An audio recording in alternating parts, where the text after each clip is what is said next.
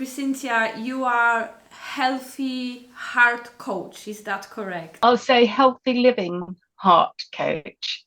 That's what my Nice. website's called. Because it's all about lifestyle changes, living healthily, but also I concentrate a lot about dealing with stress. So I'll talk a bit more about that later. Yes, that is very nice. So maybe we could start by talking about what inspired you to do what you are doing, and if you can share some personal story, perhaps if you have one. It's quite an amazing story. Last year, I decided it was time to leave corporate life. I was going to go traveling for a year, and I'd already started coaching for people with stress in their lives. And I went to Spain. I was having problems. The idea was to go to Spain and then go to India and then do some traveling around there. I went to Spain and I couldn't get my Indian visa in England because the appointments with the consulate, I had to wait 3 months. And I thought I'd get it in Madrid. So went to the consulate, gave my passport in, never got it back. So that really stressed me out. It's really difficult to travel around Spain without a passport. You need it for hotels, you need it for your train, you need it, even to go into some of the monuments and stuff, the palaces. They wanted my ID. So it was really difficult. Eventually, and one night with nothing better to do, I thought my Fitbit sent me a message to say, do you want to join Fitbit Premium for free for a year? And I thought, yeah, why not? Usually I ignore those messages. And the next morning I woke up and there was sort of like 5 messages saying I had this erratic heartbeat and possible atrial fibrillation. I didn't know what it was, went on the internet, started panicking, thinking, oh my God, my stress levels were high because of my passport, got a bit higher, got an emergency passport back to England, where the doctor said, yes, you have. And then since then, it was kind of 6 months of having ECGs, investigations, trying to get your medication right. But the biggest thing for me was my mindset. I went from somebody who was really confident about traveling around on their own to somebody who wanted to be at home, frightened of driving out. I live in Bristol, frightened of driving out of Bristol or anywhere further, wanting to be near a hospital. And it wasn't something I was used to in myself. And luckily, I talked about stress. I knew EFT. I had friends who did hypnotherapy. I practiced meditation and I bought, somatic touching and stuff like that. So I brought all those skills into play. And yes, eventually I started to feel better, less stressed. The medication was working, and happy to say I have done a bit more traveling on my own since then. So, and I made a lot of lifestyle changes. I've lost like a stone and a half. I've kind of given up alcohol. It's one of the hardest things I've done.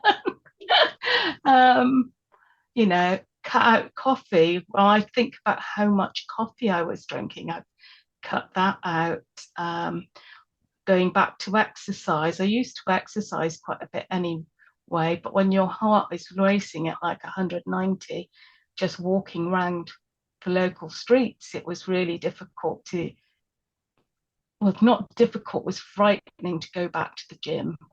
You just think, oh, what if I have something happens at the gym? And when I went back, I explained to, people holding the classes and everything. It's quite embarrassing having to do that things. Actually, this is wrong with me, and letting people know. And eventually, as I got more confident, I've stopped doing that and I know what I can do. But today I went into the gym. I was going to do a, I was watching the trainer bring all the equipment in, and something told me, actually, that's possibly going to be too much for me. I could do it in the gym, but in a class when you're trying to keep up with other people and the trainer's saying, go faster or whatever, I thought I can't cope with it. So I know my body and I left the class. So you need to be aware of things like that. But that's why when I went through all that, the other thing is the NHS is not geared up to help us. You know, when I was anxious, I wanted to talk to my GP about it. They have to deal with your symptoms. And a lot of times she would say, yeah, yeah, yeah, I've got two people waiting outside for me. I pushed out and I felt other people who have atrial fibrillation, who need that support, and I can help them. I can also empathize with them because I've gone through it all myself. So that's why I do what I do now. Amazing. Yeah, but it's so inspiring because you actually walk the path on your own. So, I mean, of course, you had a lot of help around you and different tools, but you did it. And I think the best teacher or the best coach or someone who can help us to transform is someone who actually walks the path, isn't it? I quite agree with you because I think previously, even though I talked about stress and not being able to handle things and feeling like that, I hadn't actually experienced it myself. And now I have. It's a different energy that you bring to your sessions because you have that empathy, you know what people are really feeling deep inside.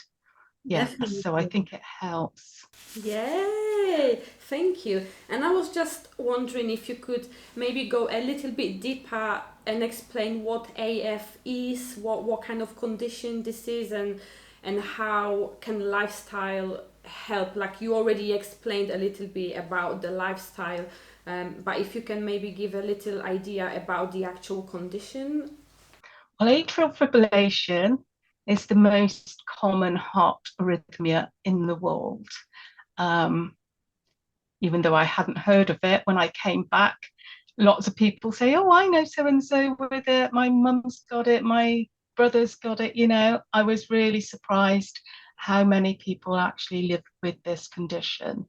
Um, it's when your heart beats irregularly. An arrhythmia is when it beats too slowly, too fast, or irregularly. With atrial fibrillation or AFib, the heart beats irregularly. In the UK, it's a growing condition. It's grown from 1 million in 2019 to 1.5 million. So it's increased 50%. And also, they're saying by 2030 it would double. Several reasons like that. It is a condition that affects older people, and we're all living longer. So that's one of the reasons. Second reason is that we're all a lot more stressed. And I'll talk about stress later, but yes, atrial fibrillation. Stress is one of the big triggers with atrial fibrillation, and that's why. And the important thing or thing about atrial fibrillation is that you are 5 times more likely to have a stroke when you've got AFib. Now, like many people like me, had never heard of the condition, walking around with it, and the first time they learn about it is when they have a stroke. So I think I was lucky. You know, I keep thinking, gosh, if I've got my visa and I was some remote place in India or the Far East, things could have been a lot worse. So now, you know, they always say every cloud has a silver lining. To me, the universe was saying, Cres, you need to get yourself sorted. So yeah, I see it. And the other thing is making the lifestyle changes as well, you know, coming back, having my health sorted, but making those changes, I feel so much better in lots of different areas, like my whole life. feels much better now, even though I'm still living with the condition. And how did you motivate yourself to go through that natural route? And because so many people, I used to work for cardiology department myself, and I see so many people just purely rely on medication because it's so difficult with the current lifestyle that is being advertised to us. It's very difficult for people to make that first step towards holistic approach and changing your diet habits, changing exercise routine and everything. What was the biggest factor that motivated you, and you were not like, oh, I'm just gonna take my medication and lead bad lifestyle anyway? What was the driving motivating factor? I think my biggest worry when I was first diagnosed, my kids are 28 and 26, and although they're young adults, first thing was, especially my daughter, because I'm really close to her, was she's not ready to be without the mum. That was one thing. And the other thing was, I just retired or semi-retired because I have my coaching business, but I felt I've worked for the last 40 years really hard. Now was my time. Always wanted to go traveling, and I didn't want to be imprisoned in my little world that I'd made for myself because I was scared of doing anything, really. And one of the things I used to do, did a lot of visualization in my recovery period. One of it was imagining, because with atrial fibrillation, the electrics in your heart aren't working properly. You're getting too many signals. So one of the things that I still do, especially if I go into an AFib episode, is imagine. I looked at YouTube and imagine that signal going properly. But the other thing I used to do was imagine myself on a beach in Bali with a cocktail. And I visited Bali in June, and I had a prosecco on the beach, but I did have a cocktail another day. So yes, but those are the things that really, really motivated me. I didn't want to be where I was, scared of life. I've never been scared of life, and it was a shock for me to be in that situation. I mean, I've had to make a lot of changes. It's not just stuff like exercise and diet. I've really had to look at where my stress is coming from. I was one of those people who lived in the fast lane, wanting to do one thing and the other, wanted to, go see friends, go to the cinema, go to festivals, and I've pulled back on all of that because I've realized it's not, you might be having fun, but actually your body underneath it all is not having fun. And I need a calmer, more relaxed life. And actually that's quite nice. No, So, and the other thing is about the procedures on AFib. I'm hoping that now with my lifestyle changes, that it's more controlled, they don't last for a long time, that I won't need the procedures because, a lot of the times they don't work. I know it's getting better, but it's quite invasive on the heart, quite scary procedures. And I think the longer I can avoid having them, if I can avoid having them altogether, that would be amazing. But it's not something that you would consider lightly. And I'd explain to people, you've got a cardioversion, which is actually when they stop your heart and they start it again in the hope that you'll go back into a normal, call it normal sinus rhythm. So hoping your heart will beat properly. And the other one is called an ablation, where they put a tube from your groin up to your heart and they burn bits of your heart, again in the hope that the electrical signals then will go to the correct places. So they burn the bits that it shouldn't be coming from or going to. And sometimes people have 2, 3. Somebody I read in one of the groups had 12. And I just thought, just imagine going through that stress. The other thing is when you do lifestyle changes, it's the success rates are better for you if you've lost weight, if you've controlled your stress. I mean, there is already research that shows that stress affects how you recover from operations. So yeah, I think altogether, if I have to do that, I'm in a much better state now than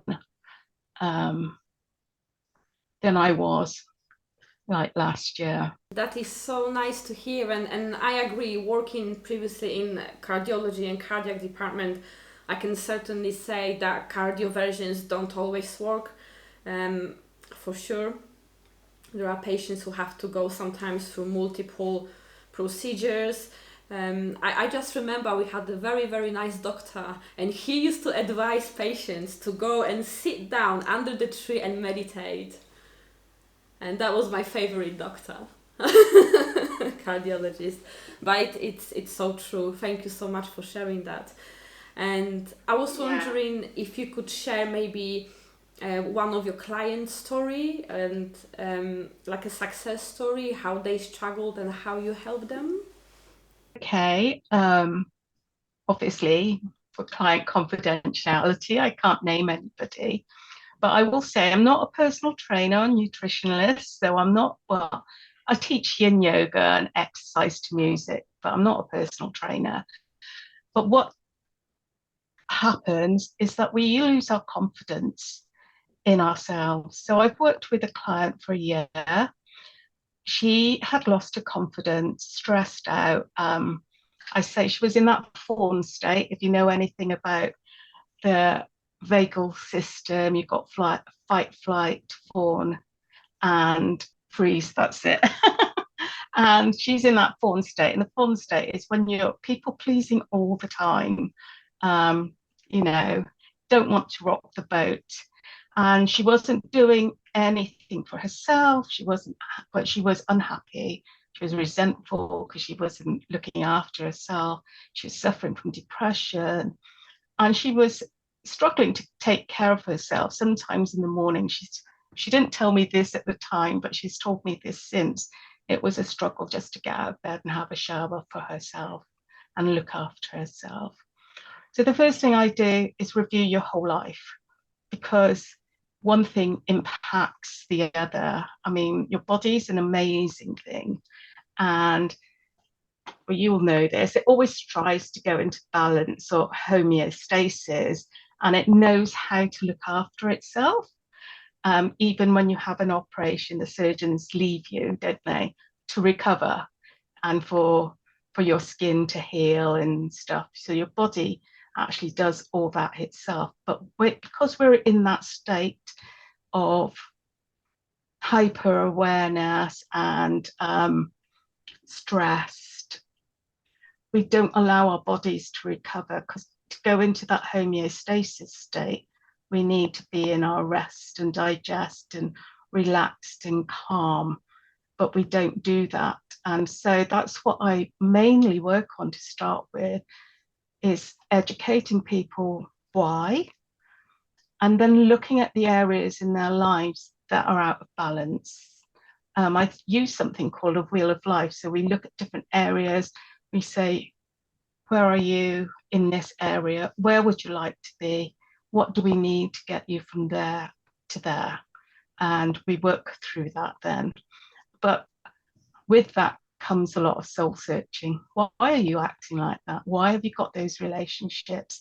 And those are all learnt things that we've learnt by our previous relationships from our caregivers and things like that. So we have to, but is that actually now as an adult how you want to behave and how you want to be? So we work on all that as well. So, you know, there are tears.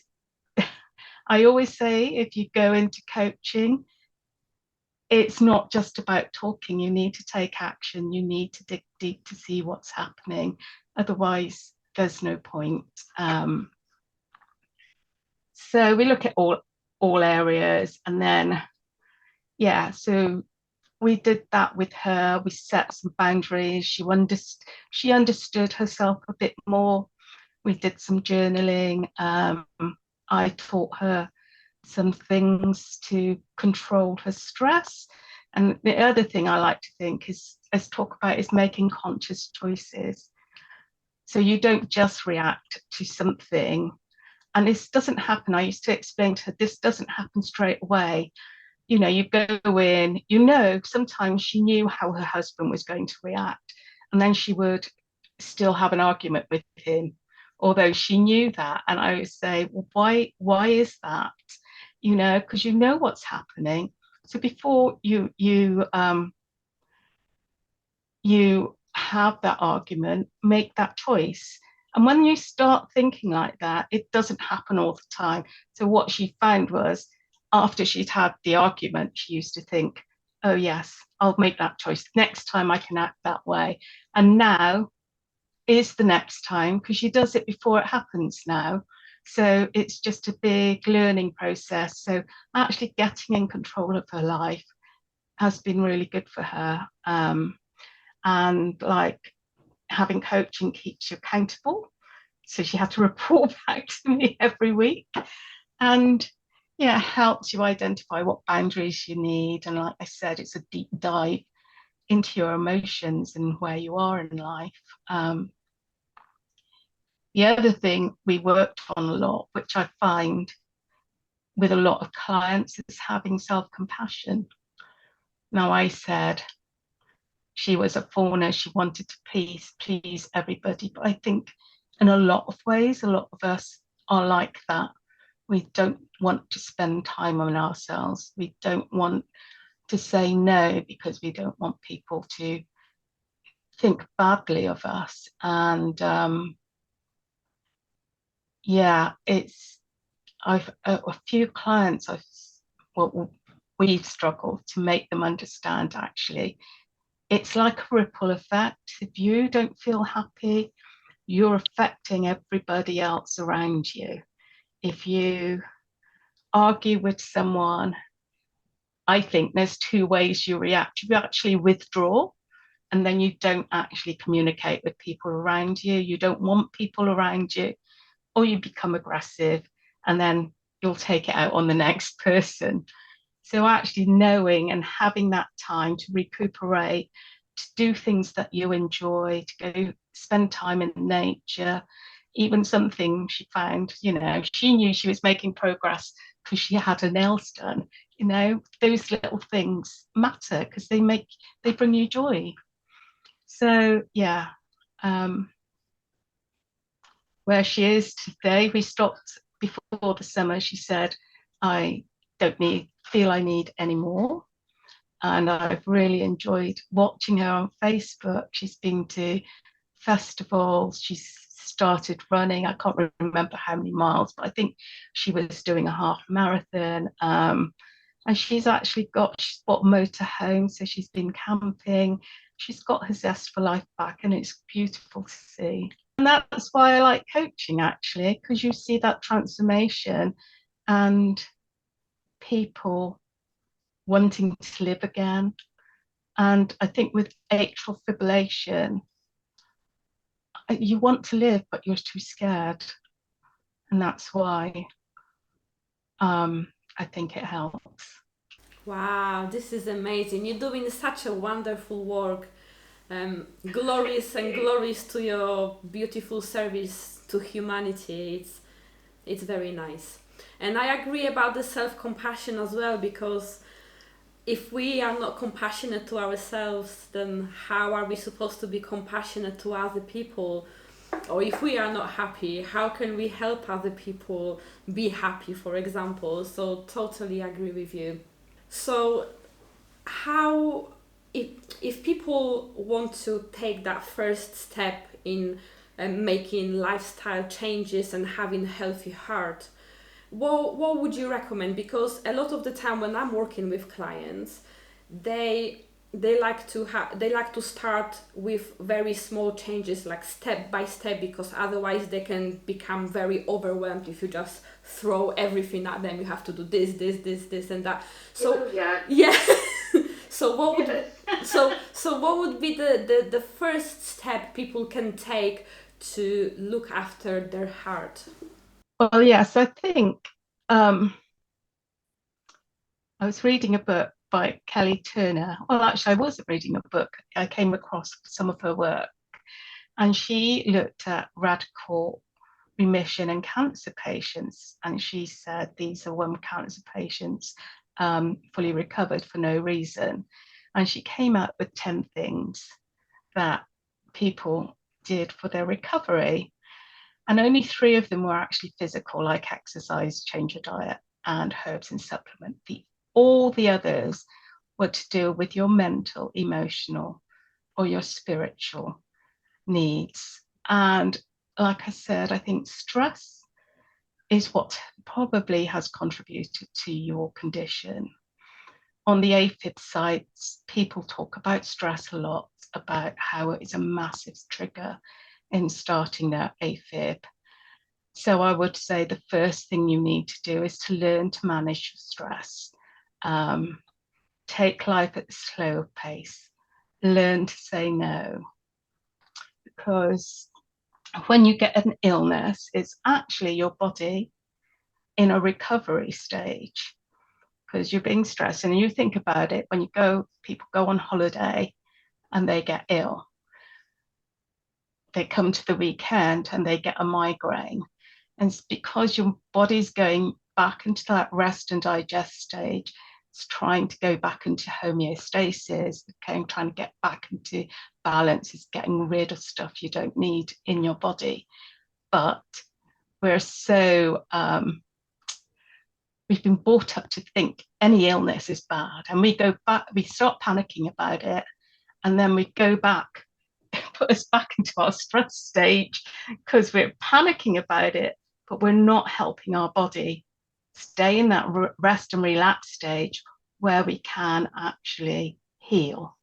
So that's why I think knowing how to manage your stress is the number one thing, and that's the number one thing I concentrate on. And once we've got that, then we can look at other things. But all the other things, like your relationships and all that, all contribute to the stress. And the other thing I was going to talk about was being aware of the stress load on your body. I used to find that, I sometimes I'm all right having a couple of wines. Other times it triggers my AFib. And when I really thought about it, I thought, well, actually, when it triggers it, maybe I've not had enough sleep. Maybe I'm worrying about something else. And I think in the medical terms, they call it allostatic load or something, where there are layers of chronic stress in your body and then your body becomes ill. So maybe you've got other things going on in your life that are layering. And when you take that alcoholic drink, it's like